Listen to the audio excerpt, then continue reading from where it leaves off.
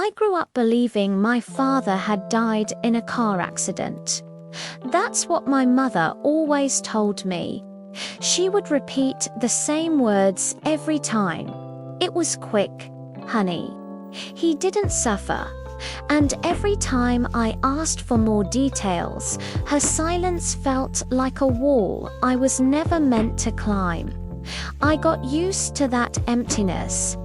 The empty chair at the table, the photos stored in boxes she said she couldn't bear to look at, his name, a ghost that could never be spoken aloud. But there was something about the way she would look away whenever someone mentioned accidents or when we passed a wreck on the road. It wasn't pain in her eyes, it was guilt. And I could feel it even as a child, but love teaches you to stay quiet, to not ask too much, to protect what's left. Years later, as an adult, I was cleaning her apartment while she was away on a trip. I wanted to surprise her, organize everything as a gesture of love. That's when I found it. A black folder hidden behind an old blanket at the back of the closet. Thick, heavy, and my father's name written on it in blue ink. My heart started racing so fast I almost stopped breathing. For a moment, I thought about putting it back. But curiosity, or maybe longing, won. Inside were newspaper clippings, yellowed letters, and a police report. On the first page, one cold line stared back at me. Homicide case, primary suspect, Maria L.A., my mother's name. I read it again and again, thinking I had misunderstood, but the attached photos left no doubt: the same car, the same date, the same supposed accident. And among the papers, a letter written in his handwriting. He was alive at the time. He had written it just days before the night he died. If our daughter ever grows up and asks for the truth, tell her, don't hide me from her. She has the right to know who I am. My entire body trembled. Not from fear, from rage, from betrayal. From realizing my whole life had been built on a lie told in the name of love. When she came back from her trip, I was waiting, sitting on the couch, the folder in my hands. She looked at me, and I knew from that single glance that she already knew what I had found. No denial, no panic, just a deep, exhausted sigh. I lied to protect you, she said.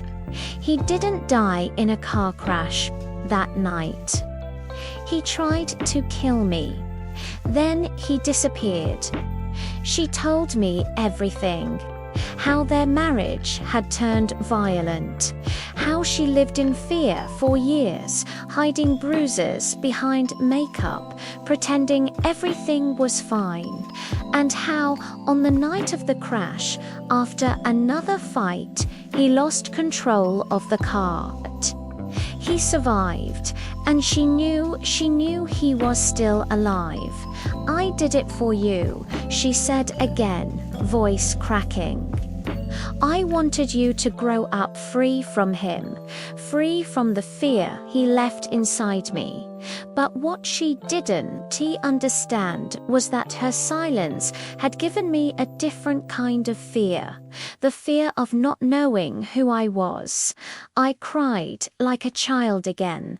I cried for him, for her, and for myself, for the family that never really existed, for the truth that arrived too late. She tried to touch me, but I pulled away.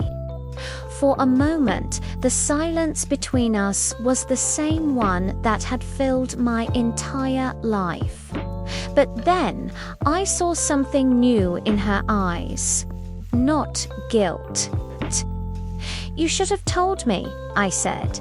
"Even if it hurt, even if I hated you for it, I would have understood." She nodded, and cried too. No excuses, no words, just tears.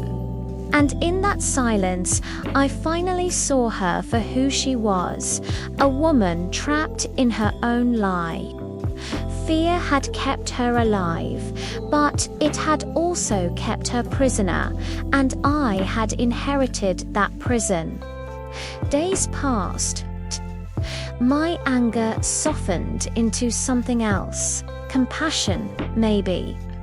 I began to understand that sometimes love becomes twisted, that people hurt to protect, and that lying out of love is the loneliest wound of all. I started visiting her again, slowly, carefully. We never spoke of the accident again.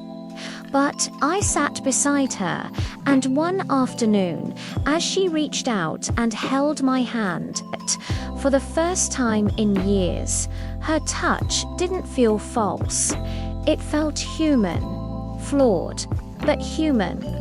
When she fell asleep, I watched her and realized forgiveness doesn't always need words. It was already there, in the silence between two people, finally seeing each other for who they really are. Imperfect, tired, but still capable of love. My mother lied to protect me, and yes, she destroyed a part of me.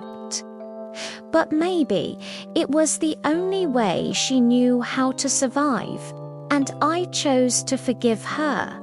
Not for her, for me, because the truth doesn't always set you free. Sometimes it bleeds first, and forgiveness.